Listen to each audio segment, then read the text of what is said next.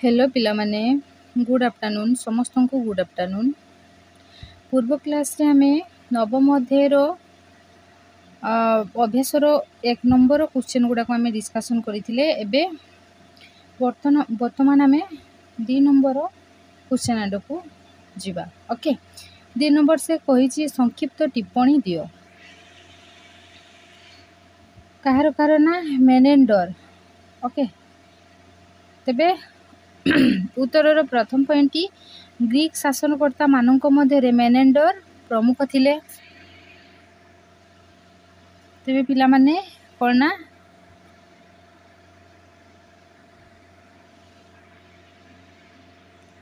Greek शासनकर्ता मानक मध्य Menander प्रमुख थिले। केतेक तांकु मिलिंद बोली कहउतिले। तेबे केतेक तांकु मिलिंद बोली कहउतिले।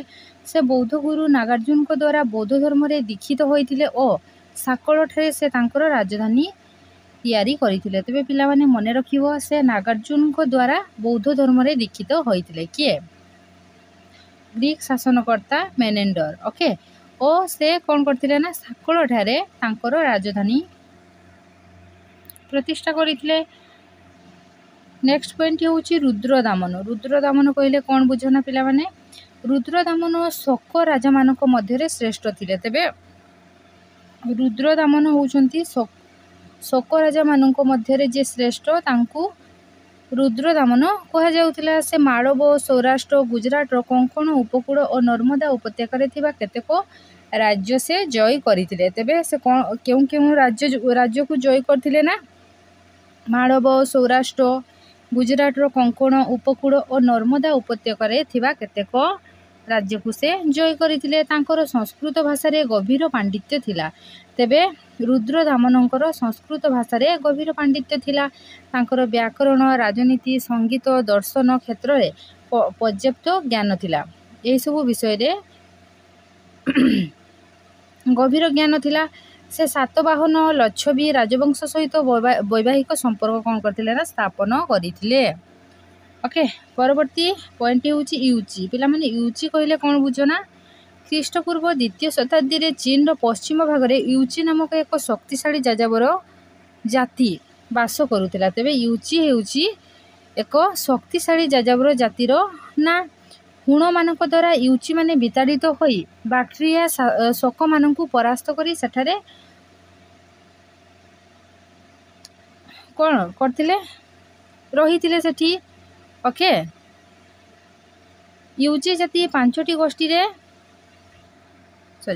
यूची जाति 5टी गोष्ठी रे विभक्त होइथिले और समानक मध्य कुषाण श्रेष्ठ प्रसिद्ध थिला। परे समाने हिंदुकुश पर्वत अतिक्रम करिकी सिंधु अववाहिका और गांगेय उपत्यका रे आधिपत्य विस्तार करिथिले। ओके परवर्ती पॉइंट कौन अच्छे ना द्वितीय काडफिसेस। तेबे द्वितीय काडफिसेस किए ना कुषाण शासक मानक मध्य भारत रे सफलतार सहित शासन प्रतिष्ठा करिथिबा जणे शासक थिले। तेबे कुषाण शासक मानक मध्य भारत रे सफलतार सहित शासन प्रतिष्ठा करिथिबा जणे से शासक थिले। से भारत रे स्वर्ण मुद्रा प्रचलन करथिले। तेबे पिला माने मने रखिबो वेरी वेरी इंपोर्टेंट। ओके द्वितीय काडफिसेस स्वर्ण मुद्रा से प्रचलन करिथिले भारत रे प्रथम थर पई एवं यहा थिला भारत रे प्रचलित प्रथम स्वर्ण मुद्रा। तेबे यहा थिला भारत रे प्रचलित प्रथम स्वर्ण मुद्रा। केतेक मुद्रा रे शिव मूर्ति थिबारु द्वितीय काडफिसेस शिव उपासक थिले बोली आमे अनुमान करि थाउ। ओके तेबे तांकर जो स्वर्ण मुद्रा थिला से स्वर्ण मुद्रा रे कहार मूर्ति थिला ना शिवंकर मूर्ति थिला। सेति पई आमे अनुमान करे जे द्वितीय काडफिसेस शिवंक उपासक थिबे बोली। नेक्स्ट पॉइंट होची महाविभाषा। ओके महाविभाषा कहले कोन बुझना कुषाण राजा कनिष्कଙ୍କ द्वारा आहूत चतुर्थ बौद्ध सम्मेलन रे बौद्ध पांडित्य माने बौद्ध ग्रंथ गुडी को से कोन करथिले अनुध्यान करिकि सामाने व्याख्या करिथिले। एही व्याख्या गुडी को महाविभाषा नाम रे परिचित। तेबे कुषाण रो राजा कनिष्क से कोन करथिले ना चतुर्थ बौद्ध सम्मेलन रे से समस्त बौद्ध पंडित मानकु कोन करथिले बौद्ध ग्रंथ गुडी को सामाने अनुध्यान करिकि व्याख्या करिथिले। बौद्ध पंडित माने तो यही व्याख्या को कौन कहगला ना महाविभाषा कहगला।